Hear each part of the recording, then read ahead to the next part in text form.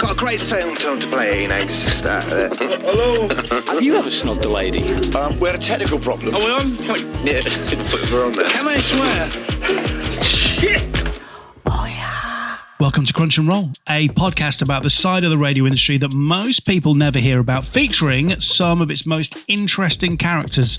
My name is John Fox, known to some as Foxy. And you might be thinking, hang on, what qualifies you to present Crunch and Roll?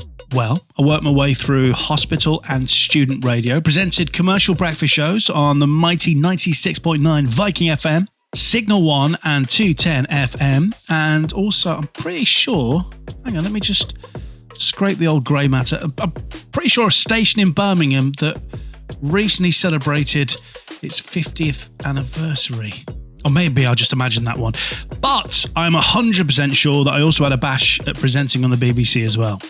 My guest today would like it to be known that just because he and his wife decided to leave the UK and set up on an stunningly beautiful Caribbean island paradise, he is not a tax dodger.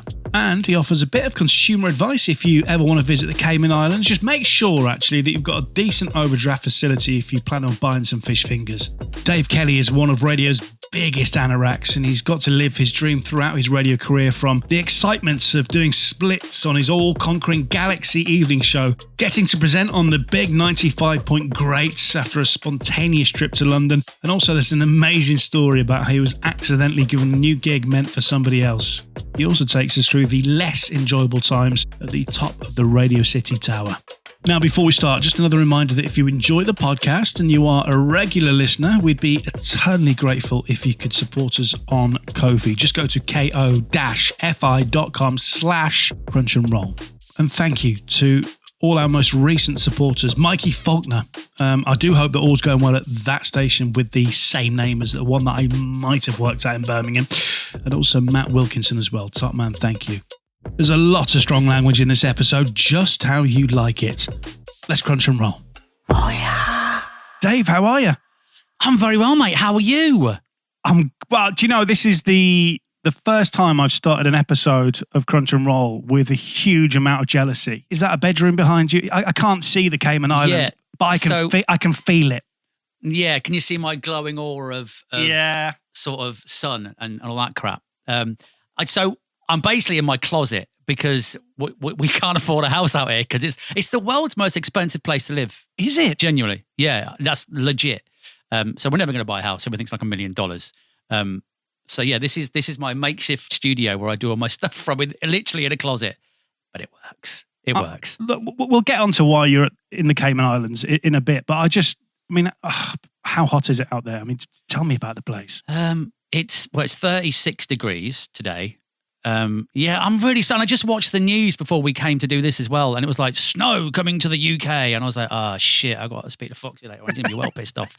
But yeah, no, it is beautiful. I can't whack it. It's the life. Yeah. I feel like I need to say something negative, but I can't think of anything negative. I'm sorry. Well, it's expensive, so it's expensive. Yeah. Do you know how much fish fingers cost? Right? You know when you go to the shops in the UK, and it will say like 2 for $5 or whatever. I can't remember because I'm so like brainwashed. It will say 2 for $5 on the box from Waitrose, and then you'll look under the ticket on the thing. They're $15, which is basically £15. Jeez, it's £20 for a pack of bacon. Yeah, tax free, my ass. Yeah, everyone's always like, yeah, he's a tax dodger. Am I bollocks? You know, I pay my tax on my fish fingers and bacon, my friend. That's exactly how it works. But no, it's great though. That aside, it's great. All right, we'll get onto that in a bit because I am extremely jealous as I look out of I've got a little bar, so I record this in my bar now, and I'm just looking out the window and it's absolutely hammering it down. It's bitterly cold. But anyway, right, sorry. It's all right. Dave, look, you're from Northampton originally. Yeah, the arse end of nowhere, to be quite honest with you, because you're not really London and you're not really Birmingham, and you're kind of lumped in with Milton Keynes. Nobody wants that. So, it's a weird place. So how did you start? Was it hospital radio? Was it student radio? I mean, I didn't want to do radio, to be honest with you. Even to this day, I want to be a television camera operator. Even today. Like, we were talking about this just the other week. Like, me and my wife were in a bar somewhere, having some dinner, and we were chatting about life. I was like, well, when this is all finished, what do you want to do? I want to go work as a TV camera operator. Doing what? I'll do the news. I'll go and stand outside courthouses. I don't know. It's just the geek in me loves it. So I wanted to do that, right? So I went to my local college, and you couldn't just do TV. You had to do a BTEC. Are they still going? I don't know. I don't know. A BTEC in media, and that involved radio, print, and TV. All I cared about was the TV. And so during the course, which is like a 2-year course, I kind of realised that telly, storyboard it, make it, edit it, like a 2-month process. And then radio, think about it, say it, done. And I was like, oh, this is a lot more fun. And during that whole period, I mean, I used to love listening to, and I've heard people on it and talk on your podcast before talking about it, but the Hot FM, right? Yeah. For me, everyone's got their station. I know you talked about your station, and I've been listening to all the podcasts for my mates because everyone knows everyone, don't they? You're like, oh, listen to his. Yeah. So, mine was Northampton 96, the Hot FM. Right. So I used to listen to it all the time, and I loved it. And then when I started doing the radio thing at college and understood it a bit more, and the more I understood it, and my tutor, who was a good guy, would tell me how it worked. And then I'd end up going home. And then I don't remember when it happened, but then the bug got me. There was Northampton 96, and in Milton Keynes, there was FM 103 Horizon. It was Horizon Radio back then. Yeah. And it was the Hotter Mix. So my brain went, well, that's not the Hot FM, it's called the Hotter Mix. But then at night time, it might have even been Moyles with his late bit. I don't know. It was as a network show. And it suddenly occurred to me, hang on a minute. They're all playing the same song at the same time. They're playing jingles. Hang on a minute. They're all the same length. Hang on a minute. I can hear, and this is how geeky I got, and this is probably how I've got where I am in my career. It got to the point where I was talking to one of my friends who was also a geek, and they were like, on your radio, remember the old radios, the little stereos, you could turn up the treble and turn the bass up. Yeah. He went, turn the treble down, turn everything down, and whack the bass up, and listen at the end of their talking bit. So I did. I was listening to it, and I heard, and it was the DTMF tones to fire the ad break. No. That was it. Done. That was it. Now, either it was the DTMF tones, or my brain was imagining DTMF tones. I don't know what it was, but it ended up giving me a career because I was obsessed with it. And then we've all done it, recording jingles between songs, but recording Horizon's jingles and Northampton's jingles and matching them up together on different cassette players. And but it just got me into it. I loved it. And then from college, the local radio station, Northampton 96, ended up, it's such an insular industry.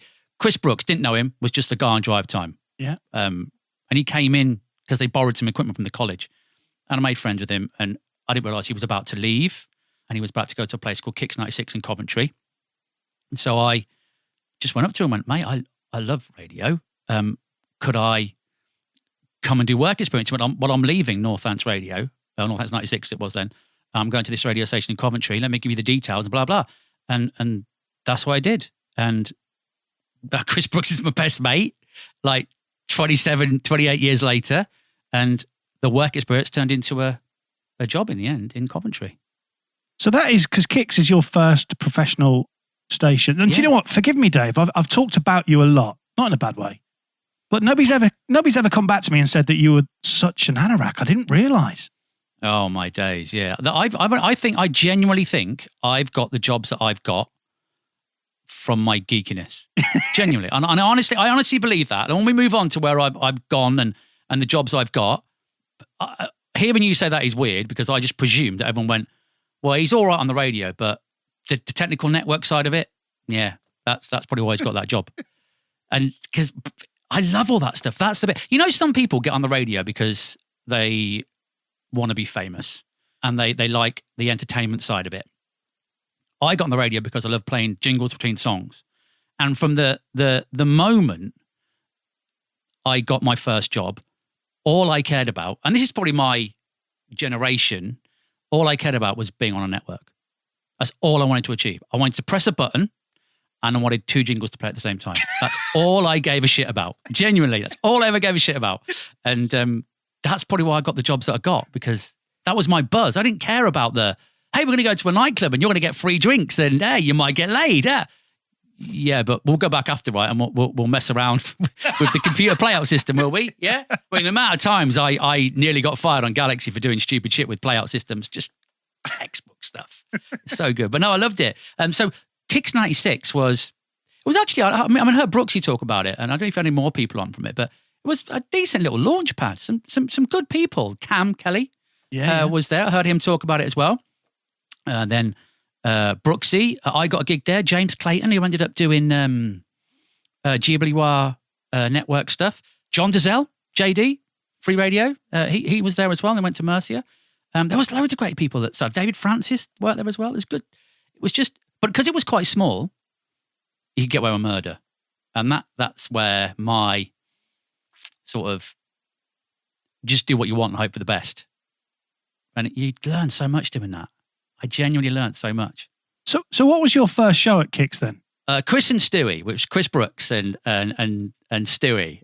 And they were like my best friends at the time because they both lived in Northampton and we used to drive up to Coventry together. So I used to tech up their show because Chris signed, I don't know, I've never actually asked him about this. He signed a bonkers contract. He was on from like 3 till 9. It was mental. And so he used to go home at 7 o'clock and I would play out his links on minidisc. And that's how it all started. And I loved it. I was in charge. This was the nuts. And so it was Christmas Day, I want to say 1997 because Princess Diana had passed away. So it must be 97. And I was tech up in, I can't remember the guy's name. It was Steve something. And I was supposed to be tech up in his show. I'd played out the show before and Steve didn't turn up on Christmas Day. And the PD, it was Nick Tuff. I'm still in touch. In fact, on the wall, where is it? Here somewhere. I've got the letter that he sent. Oh, it is. Here's the letter that he sent me a few days after that says, I'll read out to you. It says, "Hey, Dave." Oh, here we go. The 18th. So it must have been Christmas Day 97. Because on the 2nd of February 1998, programming memorandum from Nick Tuff to Dave Kelly. Dave, I'd just like to welcome you to the presentation team and look forward to working with you here at Kicks 96. This is where the hard work begins. So work hard and good luck. And I've always kept that on That's my wall. amazing.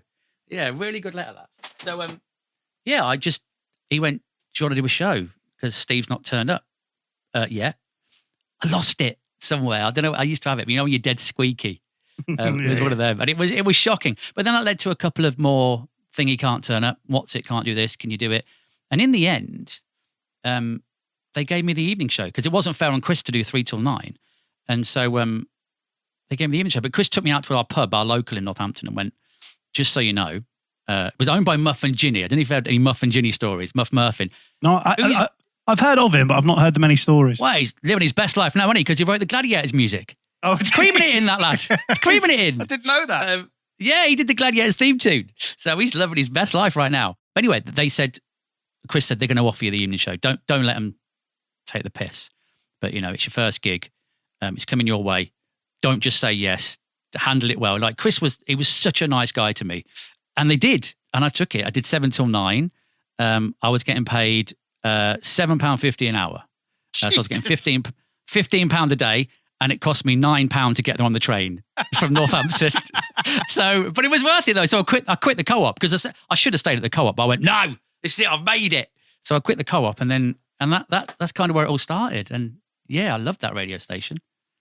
You're right. Do you know what? You've made me realise that Kicks did have a good selection of people that worked there, didn't it? Yeah, it really was a little hub, and I just feel like it was a great little station because it was in a really decent city. It had a decent-sized TSA. Muff and Ginny were really good owners. I know that now. Back then, you're never happy with your owner. I was like, they won't do this, they won't do that. But looking back on it, yeah, they were great. And they looked after their people and they had a bit of money behind them. So they used to have that topless bus thing that used to go around. It was, I can't whack it. For my first, what I'd learned from what GWR were doing at the time, the whole "we don't talk over your favourite man," it was bland. I mean, we've all heard it and been there probably. It was great. It was the polar opposites to Mercia, and I loved it. Absolutely loved it. It was brilliant. Really brilliant. So you spend 3 years at Kicks 96 in Coventry. And from there, I'm guessing for those 3 years, you really honed, your skills of being on air. But then you go to Galaxy Northeast in 2000, which, forgive me, Kicks 96, some pedigree has gone through there. But that's a hell of a jump, isn't it? Well, there was a bit in the middle, actually. Was there? Okay, here we go. Yeah. Yeah, there you go. You're fucking research again. No, there was a bit shocking. I know. There was a bit in the middle, honestly. So Chris had gone to Radio Essex, and I remember driving down from Northampton to South Mims to listen to his first show. And that radio station, Radio Essex, back in the day, was amazing. The imaging. I can't remember what the song is. There was, maybe you'll remember it because you would have played it as well. It was the Rugrats.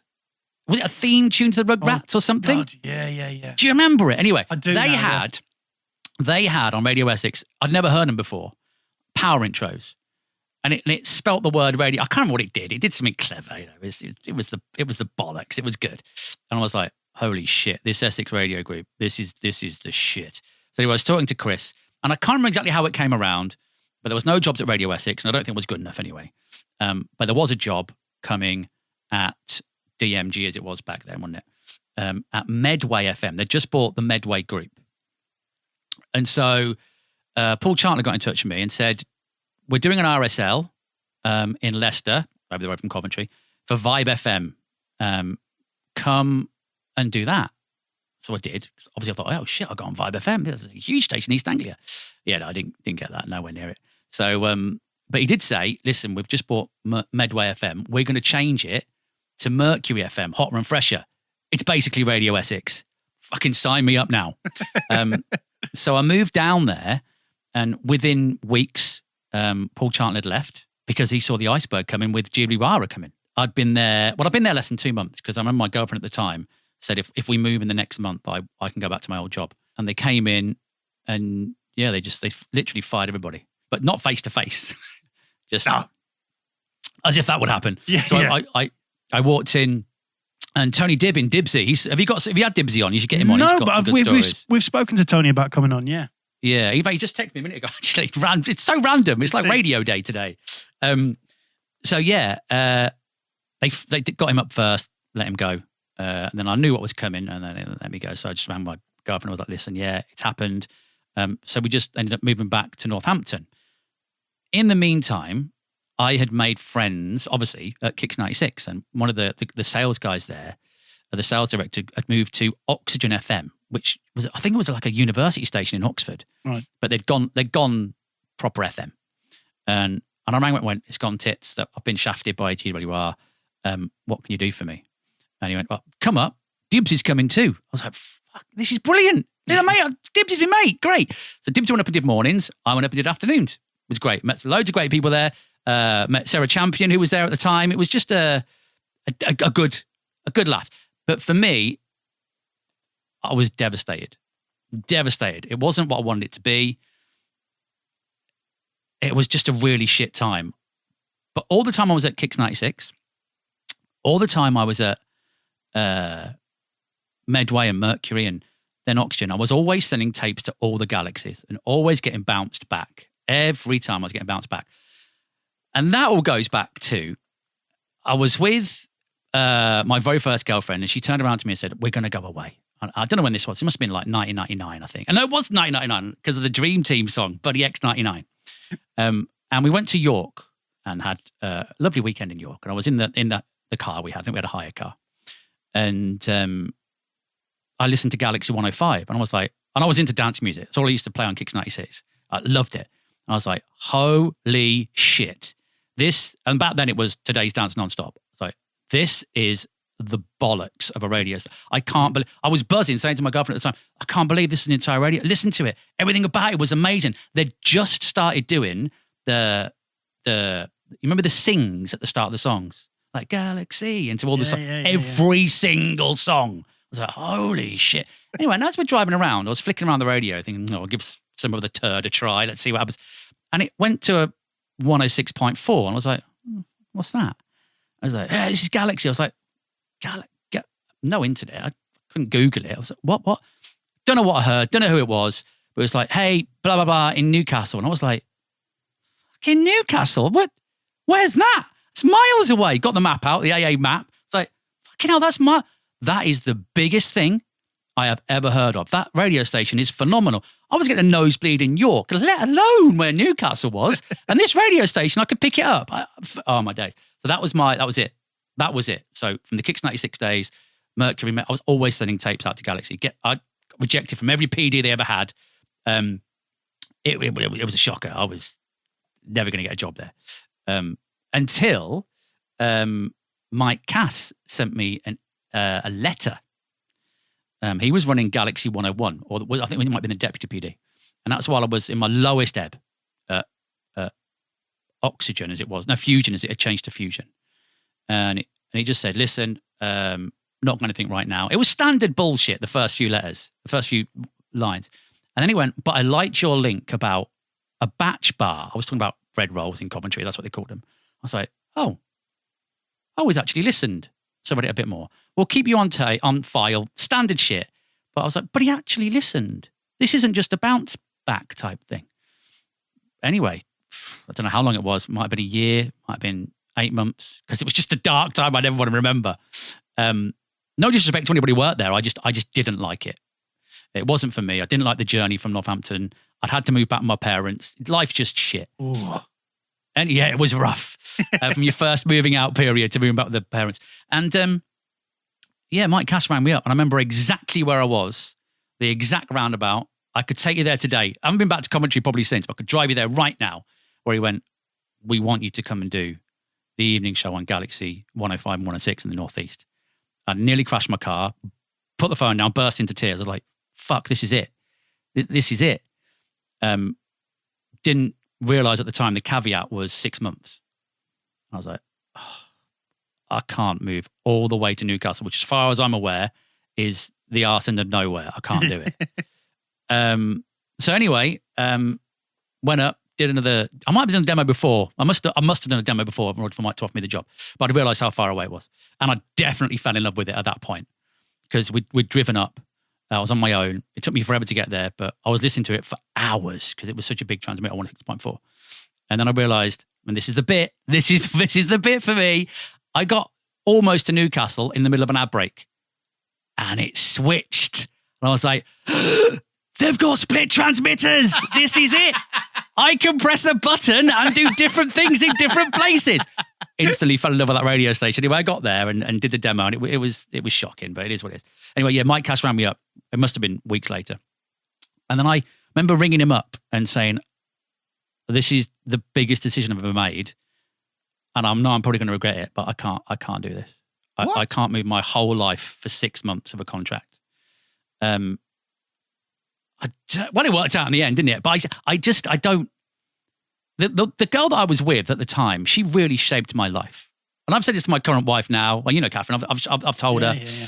And she really did shape my life. She took me from being some dick from Northampton that just was going to end up working at Avon or Barclaycard, which is what everyone does in Northampton, to pushing it, trying to get jobs, sending demo tapes out, even though you only just sent one, just peppering. It was her. She did it. And she was the one that went, you can't move your entire life. What are you going to do in 6 months? I'll send more demos out. I'll be fine. I'll impress them. She's like, you think sensibly.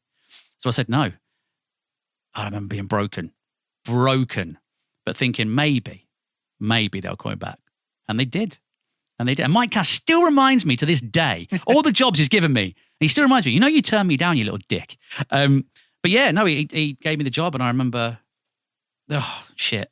just your moment. Maybe it wasn't my first job, but that was my moment. My moment was when they said I could do Galaxy. And that was, shit, this is everything I've ever wanted. It's the one I wanted in the Northeast. It was a technical problem. You heard something on air you shouldn't have done. Oh, yeah. I want to talk about Galaxy because, of course, we've had a few Galaxy presenters on. And, I mean, I've never kept it a secret. I was a massive fan of Galaxy. It was an incredible station. We've had Bentley on. We've had Lucio, Hursty, of course. And I want to talk about the magic of Galaxy in a bit, but a lot of people have talked about Mike Cass, and I think I met him very briefly. He was always one of those bosses that I wanted to work for. I get that. Everybody talked about Mike Cass, or still does, because he's not dead. Can someone check that? But what was it about Mike that made him such a good boss? Lots of different things, but for me, the fact that he wasn't just like I was. How old was I? I was probably 22. I'd lived away with my very first girlfriend for the 2-3 months in Kent. This was the biggest thing I'd ever done. And for me, it wasn't just the radio. It was everything else. He would see if you're all right during the day. He would say, we're going out tonight. Do you want to come and do this? We're going out for lunch. Do you want to come and join us? He'd check up on you at the weekend. He was more than a boss. Some bosses are like, do your job and do it well. Mike was come up, live your life, enjoy yourself, and the radio, it is what it is. You're good enough. Don't worry about it. The radio will just work. He was more than just a radio person. He cared about you outside of radio as well. Still does to this day, and we check in with each other really regularly, even now. But yeah, I can't put my finger on it. I just think he's more than just a radio person. He's a people person, and also was probably one of the best PDs I've ever had. Because, and I still don't know in my job what I'm doing now. I'm trying to traverse how do you tell someone they're being a dick without saying you're being a dick? And this is the thing with Mike. He was very good at it. He could say, well, but I can't remember how he used to do it. He'd be like, you'd walk out the office knowing you just had the shit kicked out of you. But you walk out the office ready to go on air and smash anything in for Mike. And I don't know how people do that. And that is a very, very clever talent. And on the other hand, you'd be scared shitless of him. Because sometimes he'd be in a mood about something and you just avoid him at all costs. But then other times, he'd come and put his arm around you when you saw you were upset. He's genuinely one of my favorite people in the whole world. And I won't say that about many people because I don't like people. So, but I genuinely have more time for Mike than most people in the world. Let's talk about your show then on Galaxy, because you went on to one of the biggest evening shows around. Was it a continuation of what you did at Kicks? Did you take that to Galaxy, or because it was literally that? I got the job off that demo, so it was just dicking about. Talk about your experiences doing that evening show, because when you first put up that mic to do that first link, did you feel your pants? Well, I remember my first... So it started off just on Northeast because they weren't networking anything back then. It was just a late show. And I remember I didn't feel well. I remember it to this day. I wanted to be sick. I had a headache. And I've still got it somewhere. And I thought I was absolutely brilliant because it was Santos and Camels. That was sort of shit, Galaxy. No mark dance music that Galaxy used to play back then. Fucking loved it, but it was just shite dance music. And I played it and it went, Galaxy. And I talked over it and I was like, fuck, this is brilliant. And I remember saying, it was something like, hey, a little bit confused, heart's pounding, a little bit confused because when I got the call to come and work at Galaxy, I thought I was going to work at a chocolate factory. But here I am playing records non-stop, 30 minutes non-stop. We were DJ bonkers bollocks, right? But I was a pig in shit. So anyway, I did that and they kind of encouraged me to get callers on, which is what I used to do at Kicks 96, but it wasn't honed. Just wasn't. We used to have people in the studio at Kicks 96 because it was a free-for-all. And you'd do something, you'd take a caller and you'd go different times back then, so you'd have to excuse me, but it was different times. And there'd be lots of different, you could never do it now, but lots of different jibes at people and taking the piss and stuff. I'm like, oh, don't be a knobhead. And then just went to the next, we don't do any lovely crap, get a grip, blah, blah, just being a dick, but a playful dick. Yeah. And I'd see the people in the studio be like, holy, did he just say that? I can't believe he just said that on radio. And people didn't complain. But people used to ring up and kind of expect it. That kind of paled into the background when I went to the DMG days and then the Fusion days. And then I got back to Galaxy and it was kind of encouraged, take some calls, give them a slap, get them off, have a bit of a laugh. Never go too far. And that was never go too far. Always end on a laugh, blah, blah, blah. And it just kind of bred from that. Just like me and you were down the pub and you were being a bit of a dick. I'd be like, oh, fuck, just stop being a knob. And then turn away from you and go and speak to somebody else. That's what I did on the radio. Darren, you're being a knob. Sarah, what are you doing tonight? Just a laugh. Just your mate dicking about on the radio. And I enjoyed it. All I really cared about was playing the next bit jingle, but I enjoyed doing the talking bit. But it grew itself. It wasn't a plan. I just enjoyed it. And then I used to go to Mike every single bank holiday. What are we doing on the bank holiday? Are we networking? He'd be like, no. I was like, fuck it, just take my show. I know for a fact Alex Pepper don't want to work. I've spoke to him. He don't want to do it. He wants bank holiday. He's got 50 billion gigs, Pepper has. He don't want to be working. Anyway, one day they let it happen. And they gave me a Saturday show called Dance and R&B Extra. They revamped all the weekend lineup. And it came from Newcastle because they had this new bit of kit. This is why Galaxy was brilliant, right? They had a bit of kit and they were like, this is where you select what radio station is going to supply the network. Now, bear in mind, now it's a piece of piss. You just press whatever button. Great. Anything can come from anywhere. Back in the day, it was a big deal. It was Leeds or nothing. No, it was Capital FM London. It was GWR Bristol for the, you know what I mean? You couldn't just, if you're going to do something from Trent, you had to send the links down the line, all that shit. Do you know what I mean? Galaxy, press the button. You want to do it from Manchester? Dink. You want to do it from Newcastle? Dink. Here's why I love Galaxy. Do you know what that box was called? The box that did it? Don't know. Go on. Right. It was called the Galaxy Operations Network Audio Data Switch. Wow. Dave, where are you going? I'm just going to turn the gonad on. Oh, come on. Doesn't get any better than that. I bloody loved Galaxy. Dave, stop playing with your gonad. Sorry, I left it on Manchester. My mistake. Loved that place. So anyway, they gave me this Saturday show. And this is where I think my career got help from. Because I was all right on air. And maybe I did something different, which other people weren't doing. I was having a bit of banter with the callers and pushing it. But sometimes that's not enough. And I genuinely think this is something to do with where I've got to and the jobs I got in the end. They just realised that they could send news around the country to different Galaxy stations using RCS DOS. And you'd change the audio in the car and you'd type ready, enter. God knows how this worked and who invented it. But it would copy from Newcastle down to Bristol. And people like Joe Parkinson, who were based in London, could do the access all areas. She'd type ready and it would just land on like 20 minutes later, because it was obviously quite shit. It would land on my computer. It was the first kind of incarnation of that. And so I remember saying to our engineer, David McSparrow, I was like, can you reinvent that on a different cart number? Yeah. Put it on whatever cart.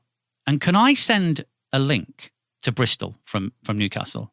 Yeah. All right. Well, can I send the same or a different link to Manchester and blah, blah, blah? And yeah, let's give it a go. So he tried it out without me being there. And one day he came out and went, yeah, it works that. So on my Dance and R&B Extra show, I would have a mix and I would purposely have it built in like a 45-second breakdown in a song.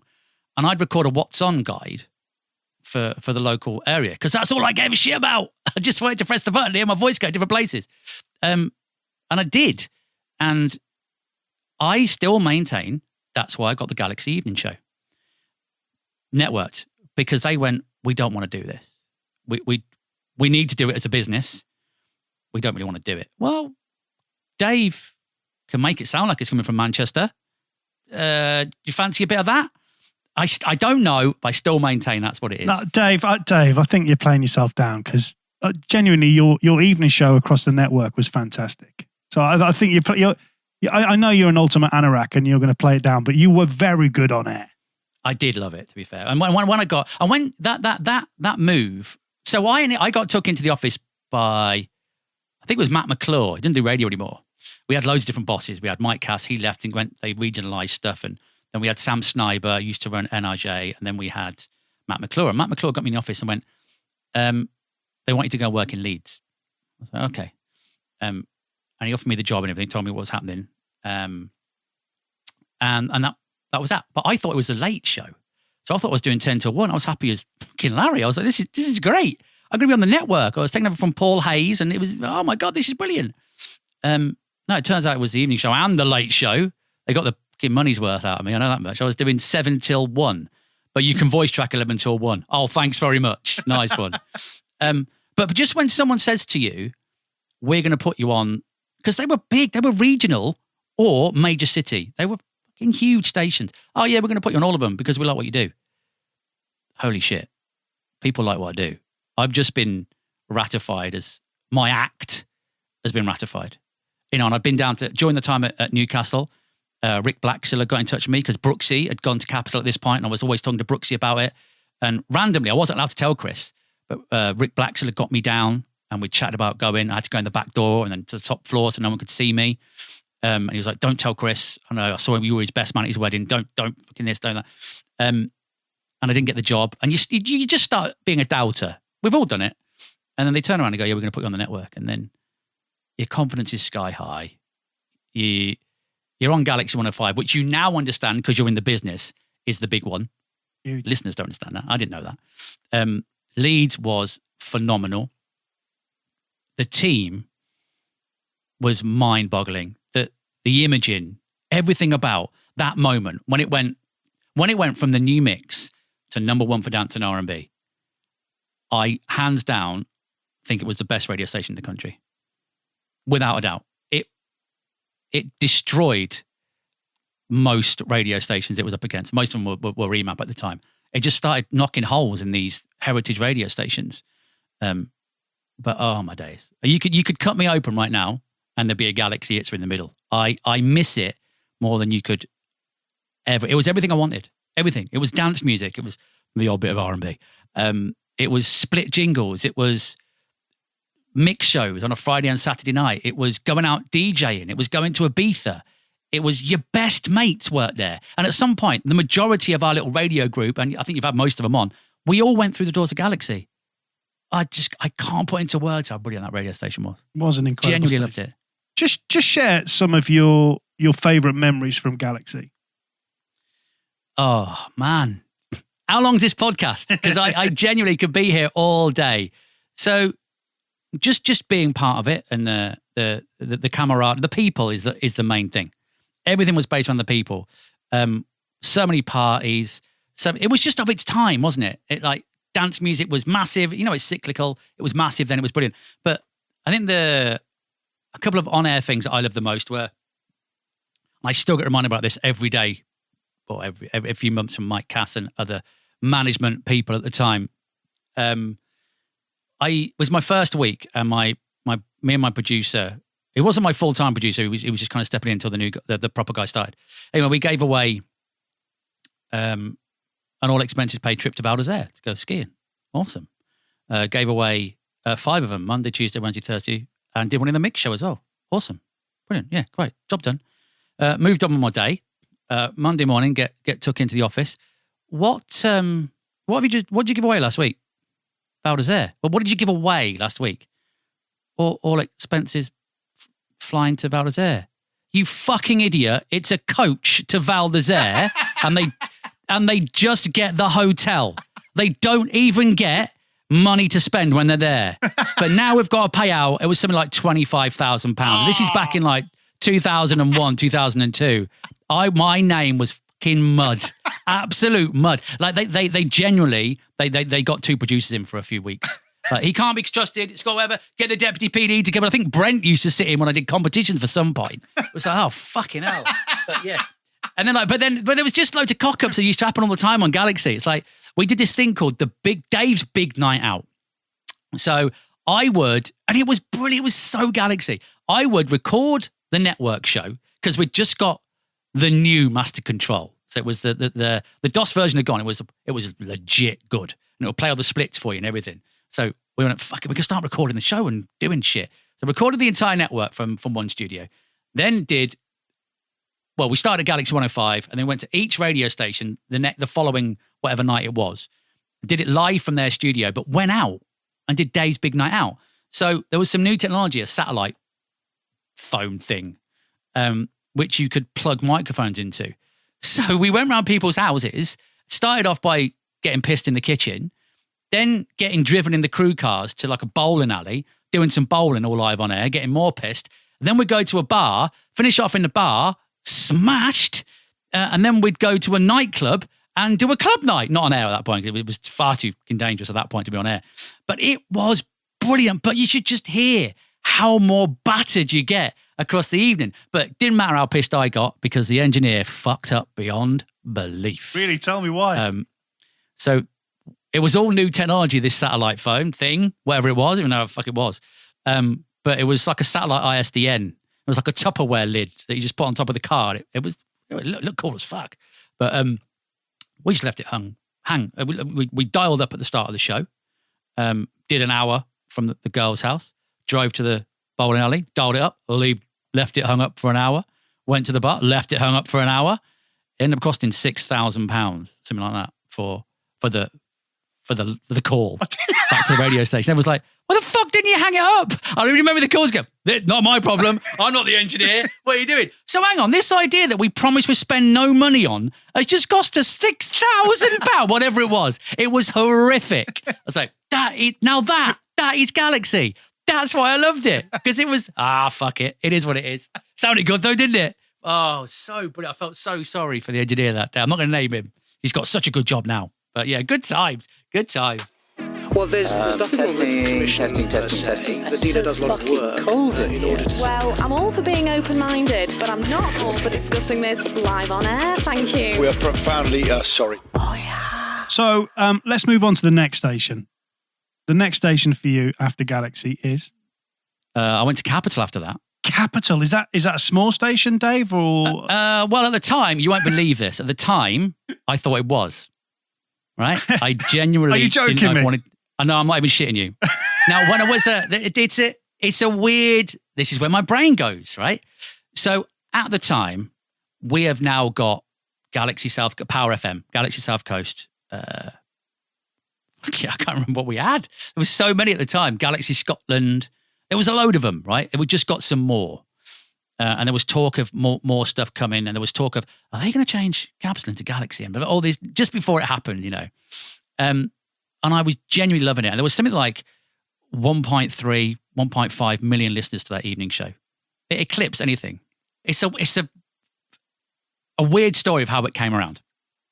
So I was getting to the end of my journey at Galaxy. Like anyone does. It was brilliant and I loved it.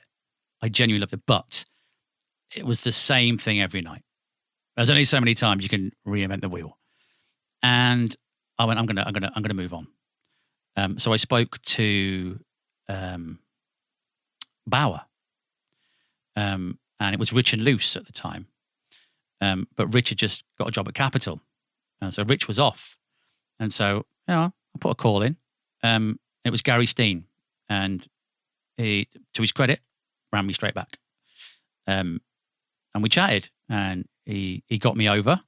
And I did one of those clandestine demos you got to do because no one can know that the bloke from Galaxy is at Key 103. So it was a really clandestine demo. Did it with Luce. And I loved it. She was all right. Never met before, but she was sound. And then Gary listened to it. And I think we met up in a coffee shop, Deansgate, the next couple of days. He went, you brought out a side of Luce that I didn't hear with Rich. I like it. I love it. Let's do it. I was like, oh, fucking hell, this is escalated quite quickly. It was an Anchorman moment. So he sent me the contract over. Mike was turning into one of my best friends, and he could read me like a book. And I was being weird at work. And he took me to his office and he went, what's going on? And I was like, nothing. And anyway, he got it out of me. And I went, this is what's happening. And he went, what do you want to do that for? I went, I feel like I'm pigeonholed. And he was like, but you're not. You're not. What are you doing? So he went, right, don't sign that contract. When they send it over, don't sign it. I'm going to go. We'd just been bought by Global, literally 6 months before. I don't even think we were the Love Music yet. Well, no, we must have been. Anyway, he said, leave it with me. I'll ring you in the morning. And this was a Friday night. Thursday night. So it's Friday morning he's going to ring me. So he rings me on Friday morning and says, can you come in? Of course I can.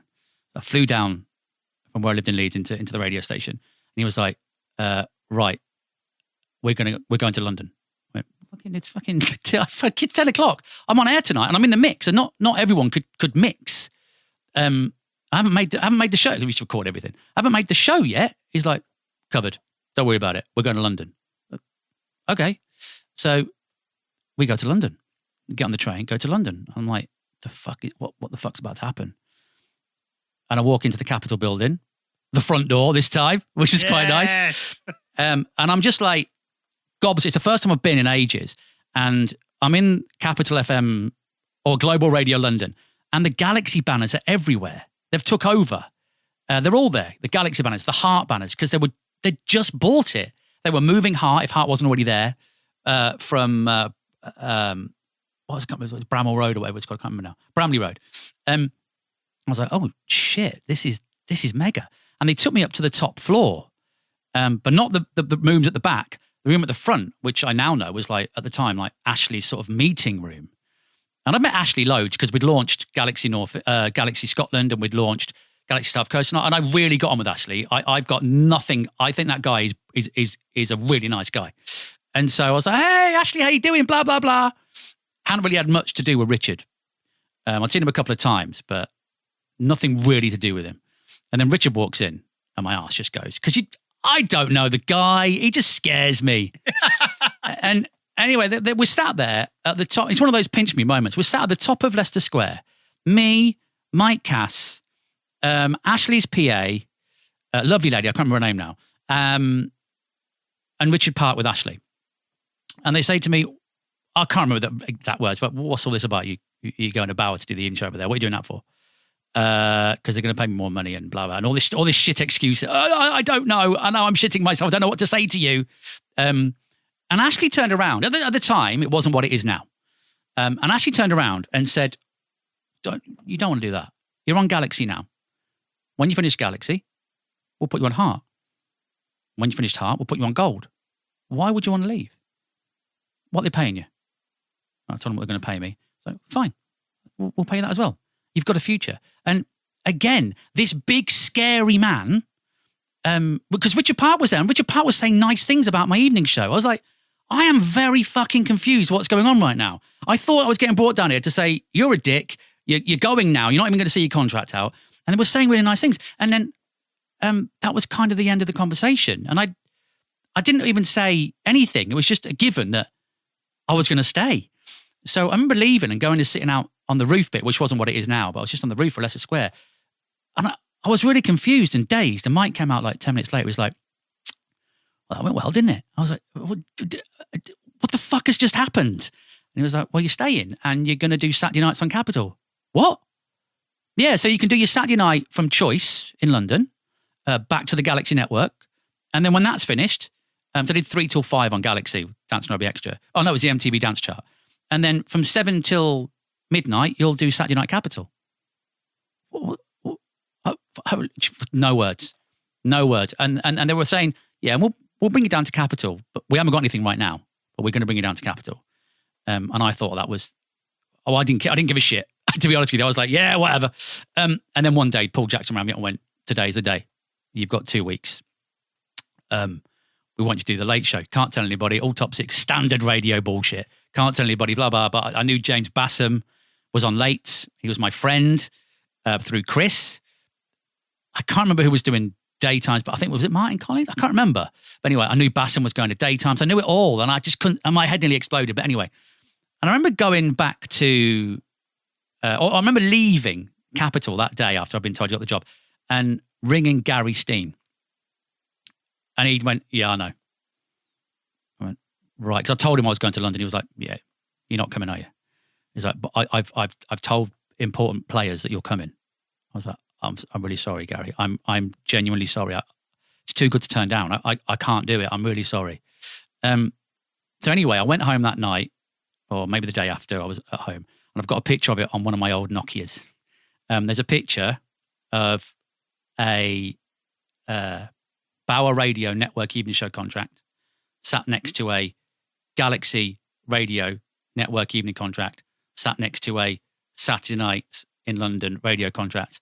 And that is one of my most treasured pictures. Just holy fuck, what some people would give for those gigs. Yeah. And I was like, shit me, this is unbelievable. Did Gary Steen ever talk to you again? So yes. So this is why, and I wanted to say this in the podcast as well, because people get bashed quite a lot. And I think right now it's Bauer bashing time, isn't it? Greatest Hits Radio, the name changes, the merges.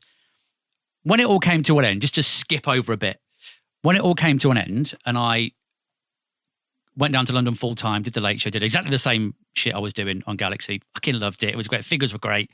No one was doing personality really. It was all music. It was great. But it got to the point where they knew they were going to put it back on Galaxy and roll out the network, and it was shut up time. Everyone shut up. don't really say anything. And I didn't want to do that. I really didn't want to do that. So I rang up Gary Steen, expecting are you fucking kidding me? Get to fuck. And this is why I've got a lot of time for Gary. Gary went, great, send me your last night's show. Sent him last night's show. He went, brilliant. We had a lovely conversation. I was like, I won't let you down, Gary. I know I let you down last time. If something comes up, I won't let you down. And the conversation was brilliant.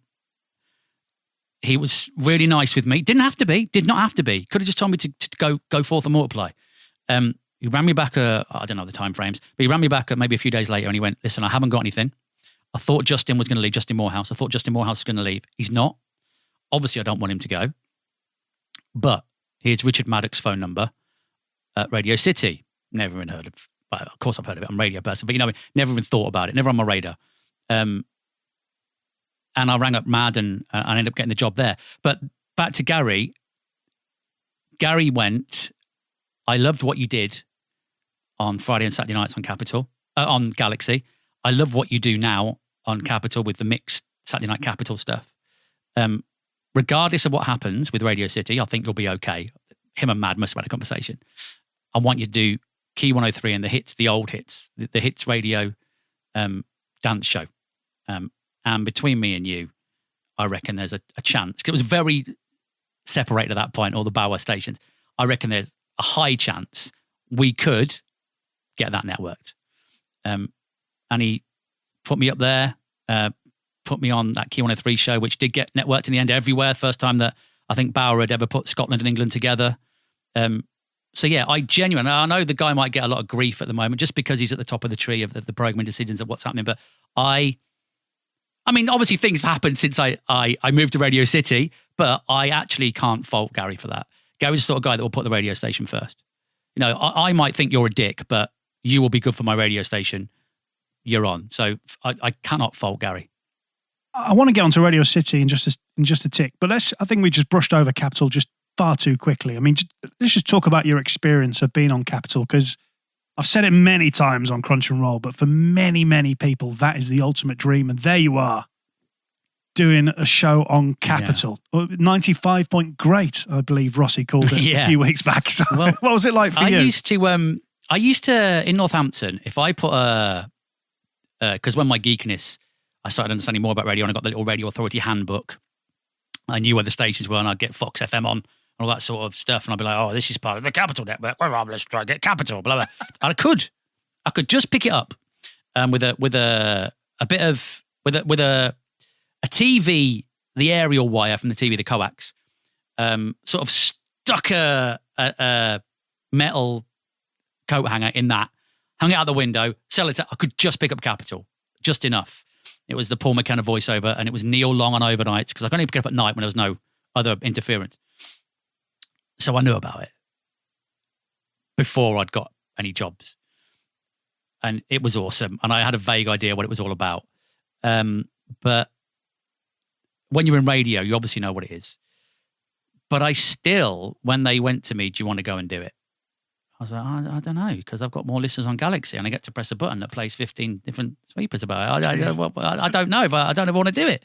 But anyway, you do because, well, it got made clear to me, if you don't do this, you're screwed, mate.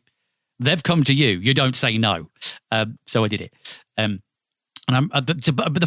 it was weird though, because I did Saturday Night Capital for probably a year before I got late. So it was not, when I got late, it was just, meh.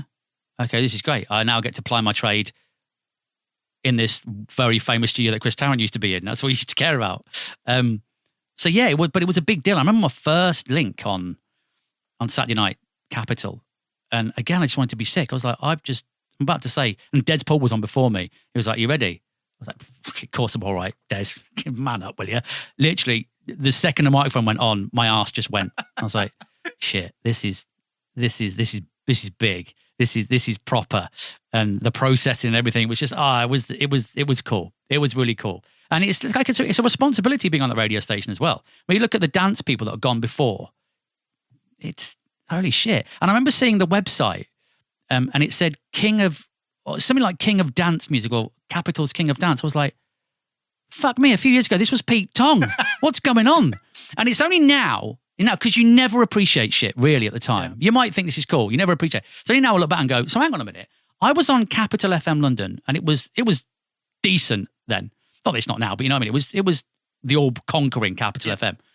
It was awesome. And Galaxy at the same time, and when it was a full-on dance station, I didn't appreciate that. What were we doing? You were on two of the biggest brands in the country doing the dance shows, and you were getting voiceovers for TV adverts and shit. Why didn't I appreciate that more? And why didn't I get an agent more importantly? It's interesting talking about not appreciating things, because I think throughout my career, it's not until something goes that you go, oh, I wish I'd appreciated that more. Every station. Yeah. I think a majority of us are the same as that, aren't we, Dave? We're just on this crazy ride. I mean, you far bigger stations than I, but whatever level you're at, you just sit on that ride and you just enjoy it while you can. And there's always that 100%. There's always that fear that the ride's going to stop at some point. Yeah, I think that's got worse and worse with all the mergers and all the takeovers and all the bills, the deregulation and stuff. But I do look back regularly with the lads of the Galaxy days and just some of the stories the things that would happen at the radio station. And I was lucky enough, because of the evenings, I was lucky enough, and the weekend shows, I was lucky enough to be in Ibiza every year. And the stuff that would happen in Ibiza, and just, I cannot fault it. And you look back now and go, they were the days. They were the days. I was lucky to be part of it. I probably didn't appreciate it as much as I should have. But oh my God, that was truly spectacular. Again, cut me open. There's Galaxy in the middle. But yeah, I appreciate it now, 20 years later. All right, let's move on to Radio City, because you go to Radio City first to do Drive in 2011. You then go to Breakfast with Leanne Campbell. Yeah, so they got me there, and I had no intention of doing it. I didn't care about breakfast. I didn't want to get up for breakfast. I wanted to talk to you about that, because there's been many guests who have been, like yourself, a great dance jock, a great personality jock at night, but breakfast is a different beast. Did you never dream of getting breakfast? Was that just not your thing? Never wanted to do it. And because I used to look at Hursty. So I don't know. I haven't finished Hursty's yet because it was so bloody long, the podcast. But I don't know if you mentioned it, but I used to do the evening show on Galaxy, record the last, well, to be fair, Adele Roberts actually got the late show. They decided to give the late show to somebody rather than just voice track and stuff. So Adele used to do it. But I used to record my last hour. So 10 to 11. Wasn't supposed to. I'm sure I'll get a text when this goes out from Cass. You're a dick. I used to record the last hour and go out. It was Wednesday night, boys' night. All the lads from Galaxy were on it, right? Well, the evening show lads anyway. And we'd go out and we go on the Smashy Smash.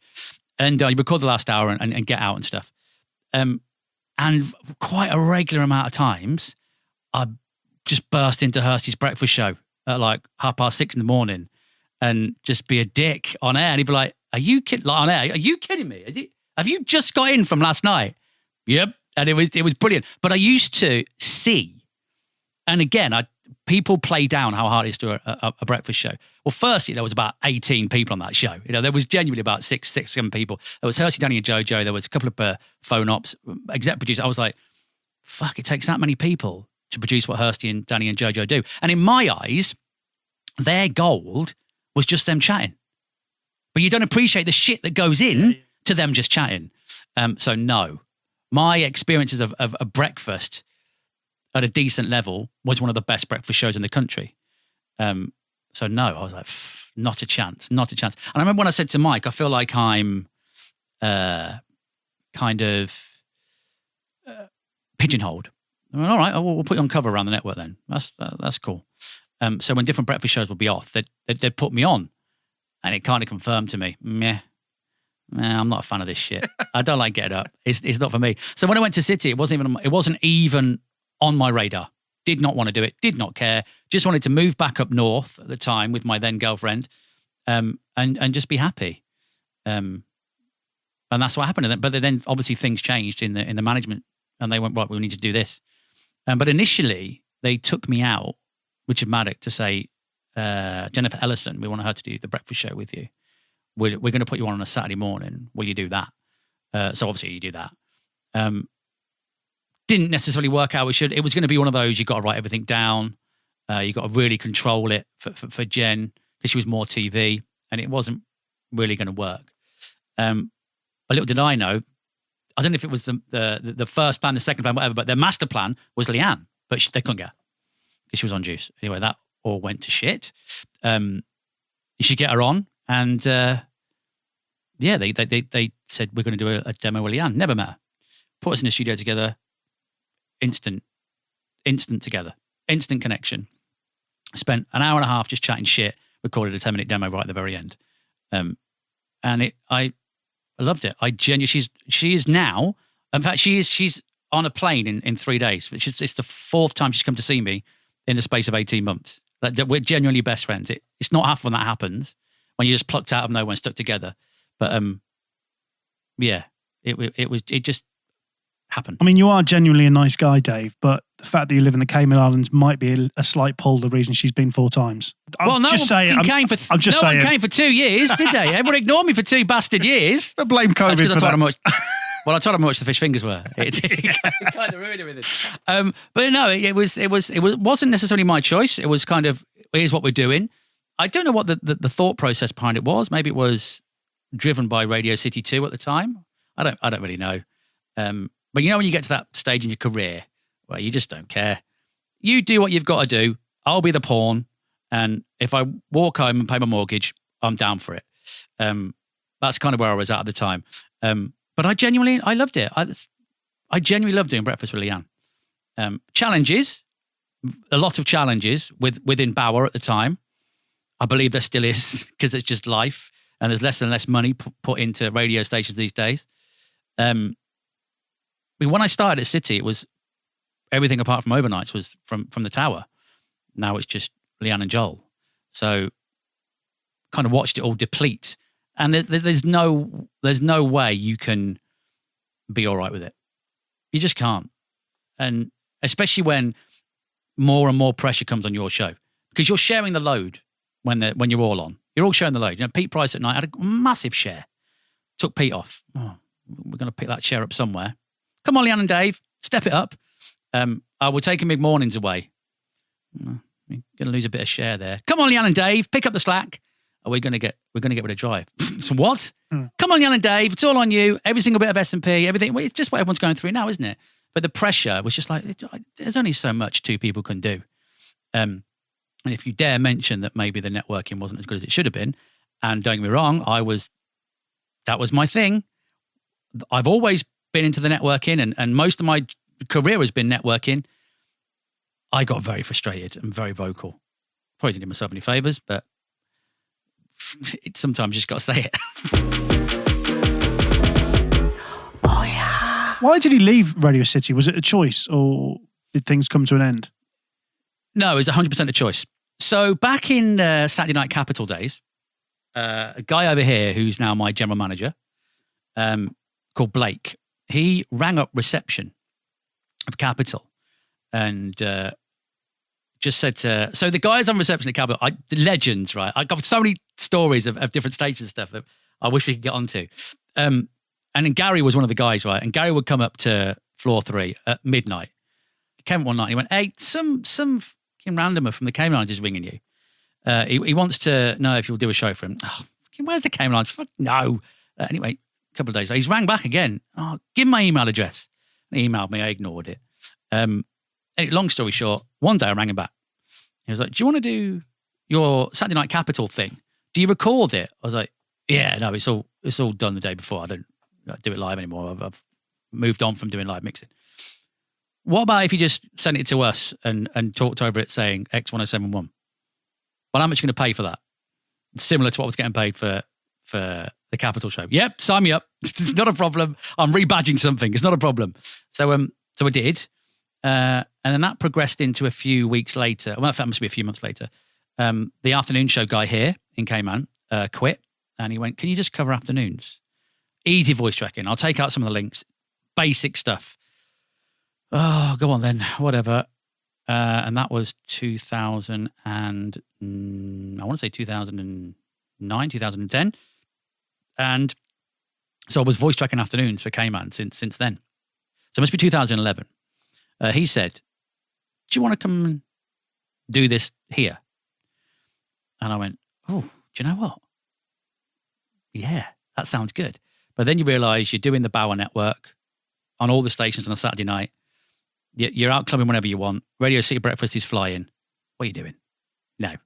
And the biggest thing was my dog was ill. And my dog is everything. My dog was ill. And he wouldn't have been able to fly over with me, Clive. And everyone that knows me knows Clive. It's great. He's been in that dog has been on more radio station mixing consoles and pissing engineer off than you could ever imagine. Let's get a picture of the dog on the console. Everywhere I worked, every station. So I said no. And it was Christmas Eve. And I said, no, I can't do it. It's too many moving parts at Christmas. My dog's not very well, blah, blah, blah. Anyway, poor little Clive, he passed away in March of 2012. So a year later, maybe, I must have been so much longer because I moved in 2020. All right, we went to bed for ages. And then they got in touch with me in like probably 2018 again. I went, listen, if you come over this time, we want you to be PD of the top 40, the one you're on. I want you to do the morning show. Would you do that? At the time, I'd got really annoyed with the fact that Radio City had to keep going, hey, listen to Radio City 2. It's the bollocks.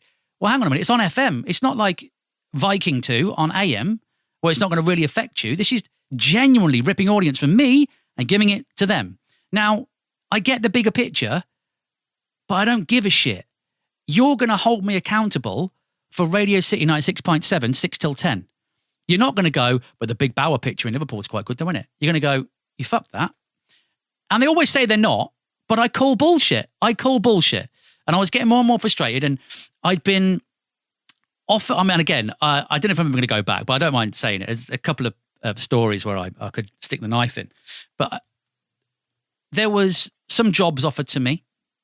Country Hits Radio, as it was by then, was coming online.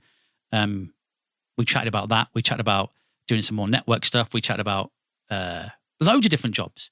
But to a degree where I was like, oh, fucking hell, I better talk to Leanne in a minute because this is getting serious. Nothing came of it. And I was just a bit like, I don't believe anything you say anymore.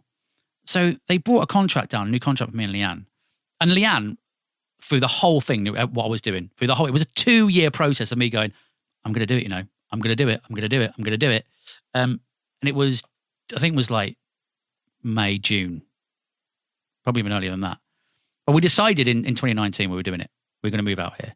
I told Leanne, and I told work really early in like February, March, May, maybe. It's dead early in the year. I'm not going to sign my contract. And they brought the big guns down. They brought Graham Bryce down to tell me, we're not going to network. We're not going to do it. Well, don't worry about it. Breakfast is our plan. Gary came over. We're not going to do it. And I was like, listen, I don't mean to be disrespectful to any of you. You said that about mid-mornings. You said that about drive time. And now you're saying it about breakfast. You said you weren't going to change Key 103. It's now Hits Radio. I'm not saying anyone's a bullshit. I'm not saying that. What I'm saying is, from my perspective and my family, I can't put my faith in what you say. Because right now, you may well think, because I'm not calling bullshit on Gary or Graham or anybody. What I'm saying is, you right now, from the company's perspective, have no plans to network drive time. And that's what you said to one of my best mates, Scott Hughes, 6 months before you network drive time. Because right now, you're not. But then Dee and the people and Yvonne might go, it's time, done. And you are network. I just can't trust you because of your form. And when I said that, I kind of feel like they both backed off because they were both like, yeah, we'll get. I think one of them even said, we'll sort this out this morning to one of the PAs. He later told me. I was like, they're not. So it was 100% my choice. They were very, very nice to me and tried to convince me. But there was also other stuff as well. Like we just found out we couldn't have kids. And we were just like, do you know what? This is bigger than the job. Let's just start afresh. And after a while, Graham was just like, yeah, okay. Well, listen, the door's always open. You've not done this in a bad way. Gary was the same. Again, can't fault Gary. You know, I still keep in touch with Gary. We still chat. But yeah, it was just time to go, and the station was just. I'll be honest with you. Outside of the morning show, it was a struggle. It was a struggle. To the people, the attitude, some of the management. It was just. I did not enjoy it, and I wouldn't talk like this if I had a plan on going back. Yeah. But I don't plan on going back to Radio City. But yeah, it was just. We've all been at stations where you just feel like you're a problem. We weren't a problem. We just had a voice, and you didn't like it. Because Leanne's Leanne, and if you ever get her on, you'll hear Leanne. She's like, it is what it is. But yeah, it was 100% my choice, and I don't regret it in any way, shape, or form. Probably the best decision I made. Well, that was going to be my next question. Any regrets? Because there you are, sat in your little cubbyhole studio in the Cayman Islands, which looks just beautiful. And made apart from the fish fingers, which will play in my mind tonight. Yeah, horrific. But apart from mate. Any regrets? Nope, no regrets whatsoever. I achieved everything that I wanted to achieve. Other people wanted to be on Radio 1. How many split jingles do they play? Exactly. I'm all right. I'm all right, thanks. But I achieved everything I wanted to achieve. The only thing I didn't achieve, and I'm not annoyed about, was I didn't get to do the GWR network because everybody wants to be on their station. I wanted to be on Northampton 96. Now, that's not to say that I didn't kind of get off of the GWR network evening show in what I would probably call a clusterfuck of a conversation for a certain person within the hierarchy of GWR. So I was sending tapes around when I got a little disgruntled with Galaxy. Not in a bad way, just let's just see how it goes. Sent some down to the head honchos in Bristol. And it's absolutely brilliant. Sent it down to some head honchos in Bristol. Now, I went down twice for this. So this is the first time, pre-Cam and Sally. So I didn't know who did it before. Was it Mel and Rob? Was it after they left? Was it Kev? Hot 30 Countdown? Kev, I can't remember. No, it's before Kev. Was it? Well before Kev. Kev was after Cam and Sally. Anyway, it was before Cam and Sally, directly before. Alison Mulrooney? I don't know who it was, but anyway. They got me down. Oh, no, they didn't get me down. We had loads of conversations, email and blah, blah, blah. Anyway, I was doing Galaxy in Ibiza. I was sat in Cafe Mambo, and some Bristol phone number calls me. I'm like, holy shit, this is it. I'm about to get a call. This could be, because I wanted to be on Northampton 96, you know what I mean? And I answered it, and it was a lady called Jo, who was in the upper echelons of management. I don't want to say her second name, because if you know, you know. And it wasn't her fault, but it was just classic radio fuck up. And she says, hey, yeah, you're right. Dave, I think she might call me. Oh, hey, Dave, how you doing? Yeah, it's Jo. So, the evening show. I can't remember the ins and outs of the conversation. We discussed doing the network evening show on what was called at the time. It was Music Control, Call Control, whatever. I was like, holy shit. And she went, well, you've spoken to Link, haven't you? Yeah. Fucking no idea who Link is. Right, no idea who Link is. But you've spoken to Link, yeah. And we've done this. I'm thinking, I haven't done anything she is saying. And as the phone call goes on, she realises she's fucked up.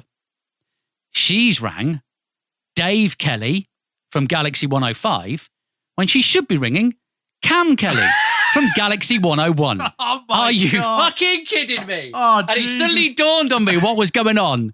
And I can't remember how the conversation ended, but I remember thinking, what the fuck has just happened on the phone in the sea in Ibiza? I just had a really cool job for 30 seconds, and now it's gone to me, mate, Cam. What's going on here? And then they were like, well, they used to call them key sites, didn't they, back in the day? Yeah. Well, we've got these, let me put you in touch with another person, because they run key sites, and I'm sure we can get you on there. It's all right, I'm on the Galaxy Network. Brrr, put the phone down. Unbelievable. Yeah, so you've been talking to, oh, fuck, you're Dave Kelly from Galaxy 105, not Dave Campbell from Galaxy 101. God, that's awful, mate. That is awful. Oh, mate, I was devastated. For 30 seconds, I thought, I'm going to press a button and 42 jingles are going to play. Oh, my God.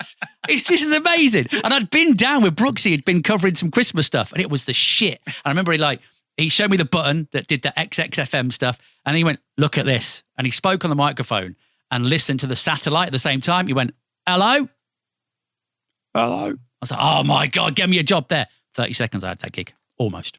I want to talking about names there, because of course you know you're not the original Dave Kelly. So no, how did you get to keep the name? So it's a funny story. So Dave Warnaby, Dave Kelly back then was on Kiss 100. Yeah. And I remember being at Kicks 96, my first station, doing some comprod. And we were, because I used to load the advert. And we were connected to EMAP House. And it was Kiss 100. I was like, oh my God, who's this? It was like the thing they played down the ISDN. I was like, who's this guy? Hey, I'm Dave Kelly. I was like, oh shit, who's this guy called Dave Kelly? So I kind of knew Dave was there. When I did the RSLs in Leicester, Vibe FM, he was on Vibe FM or just finished or just whatever. So I knew of Dave. And then I remember being on the Galaxy Northeast evening show, listening down the network line going, it's Dave Kelly, that. And it was Dave Kelly, and it was funny, and it was brilliant. And then didn't even speak to Dave. And then all of a sudden, he just changed his name to Dave Warnaby. And I think it's when I got to London, he changed his name to Dave Warnaby. And I didn't really know what was going on. I didn't really pay any attention to it until we got obviously it's radio, we've all got mutual friends. And we were out on a night out and Dave was there. I was like, oh, fuck it. Everyone thought it was the piss funny thing. We're all smashed. Been at the Garrick and Dave's there. He's like, oh, Dave Kelly, look, it's Dave Kelly. So we got chatting about it, and we're mates now, but we hadn't met then. And he was just like, well, yeah, well, you got to London, so just relinquish my name because you're in London now. And that's basically it. But the amount of times like Hursty and stuff would be like, hey, Dave Kelly's doing Galaxy 105 evenings. You're going to fight in the car park. Oh, for fuck's sake. It got turned into a really big thing after a while. But I still, to this day, I get people like on Instagram and stuff. Hey, listen, I know you're dead busy doing Heart and stuff, but can you record me a voiceover? And I'm thinking, do I send it, right, with this shit Northampton accent that I've got? Or do I just say, you got the wrong Dave? And every time I've gone, you got the wrong Dave. I just take Dave and go, you got the wrong Dave. Do you know, talking about Dave Kelly, the voiceover, because of course he was EMAP's voice, wasn't he, for some time? And I remember when I was at the station in Hull, which I don't like to mention the radio station name because it pisses people off that I talk about it too much. But we used to have... Well, my wife worked at Viking FM, so it's okay. That's the one. That's the station. She'll love this, yeah. She's a lovely lady as well. But she, Dave, sorry, I remember we used to have the winning weekend. It was 96.9 Viking FM's winning weekend. And I think Dave, did he have an apartment in Ibiza? And I remember we used to send him scripts to record, and he tried to do it. He was absolutely hammered. Amazing. In Ibiza. Because I'll never forget this the day I die, but he was going 96.9. Oh, fucking, I'm too pissed. And that was it. He was gone. He felt See, because he's a legend. Yeah, that's why. I love Dave. He's such a good guy. He's just one of the good guys. He really is. And did you see the video the other week of him doing live sweepers? No, I need to see that. Have you not seen that? No. So he's doing it on Heart. No, yeah, he's doing me live. Is it Alice, the lady, the other voiceover lady? But yeah, he does a live sweeper on Heart. Brilliant. But he did that on Galaxy for us as well. He'd just be like, Galaxy. I was like, guys, he's just a good guy. Just one of the good guys. Oh, yeah. Well, Dave, thank you so much for being on Crunch and Roll. It's been amazing to have you on this episode. So thank you. No, thank you. I feel like I've taken loads of time and I've only just like scraped the surface of random shit. But thank you for having me on. Let me just. I mean, most presenters say that this is like therapy, which is great because it's therapy for me as well, and Simon the producer, because we get to relive these memories ourselves as well. But everybody that's been on, or a majority of people, will text me in about half an hour and go, oh, I should have told you this, but look. Yeah, exactly. But, I mean, part twos are a potential, so maybe we'll get you back on. But you look, do you know what? You look so happy over there, and I'm really pleased. Mate, I can't fault it, and it's gone really well over here. I came over as the PD of Top 40, then got given the country station, which was great because I'm now into the music research of it because I don't know what country is. It's about learning it. And then in the past 6 months, they've made me group PD and operations manager of it all. So I've now got 7 radio stations to play with. And I'm just loving it because you've had so many dickhead bosses. Yes. Right. Yes. Everything they did, I won't do, and I'll take all the good bits. But I'm genuinely loving it, man. And I look back at what's happening in the UK right now, and yeah, we get homesick, but Am I doing radio with one person in charge? Like, there's my general manager, then there's the CEO of the group that owns loads of different banks and God knows what, and then the billionaire guy that owns it, who's the nicest guy in the world ever. Hey, can we do this? Yep. I'm never going to get this chance again. Really happy. And I'll look back on this when I move back to the UK and go, why did I move? Oh, you cut me open, it'll say DMS radio in a bit. It's coming. I know it's coming. Do you know the one thing? And I was thinking about you potentially saying, missing family and friends, but I guarantee when it comes to friends, when you come back to the UK, your mates will still be in the same pubs at the same times, cracking the same jokes, talking about the same say that. jingles. Most of my mates, because I escaped Northampton, all my mates will probably just be in the pub. All because locked it up. would have been... yeah, all that. Yeah, exactly. Yeah. Oh, phenomenal. It's therapy just to go to the back. Most people I know in radio live in the pub right now because it's therapy over what's going on. Jesus. Well, listen, if you ever need a breakfast jock from Hull, about a fat lad with balding ginger hair, I'm your man. You keep me in mind, all right? Because it looks beautiful. Yeah, I've heard Tom's really good. You haven't lost it. Listen, Dave, thank you so much. Look, we know you've done voiceovers, but can you please take us away with the end credits? No, hang on. Do you think I'm Dave Kelly the voiceover, Dave Waternaby? Because this is going to be really awkward. Well, this is mega awkward now, isn't it? Because you're not going to get this is hard. You're going to get some twee dickhead from Northampton having a pop. That's what I want. Go on. Okay. You've been... no, come on, I'm shit at this. Right. You've been listening to Crunch and Roll with me, Dave Kelly. Subscribe on your favourite podcast app. Fucking, this is why I don't do them. Subscribe on your favourite podcast app to get every new episode as soon as they drop. Crunch and Roll is a 969 media production presented by John Fox and produced by Simon Borowski. I've made that bit up. I'm going for the best. Did I nail it? Oh, yeah. Not bad. Oh, get Waternaby in, he'll be well better.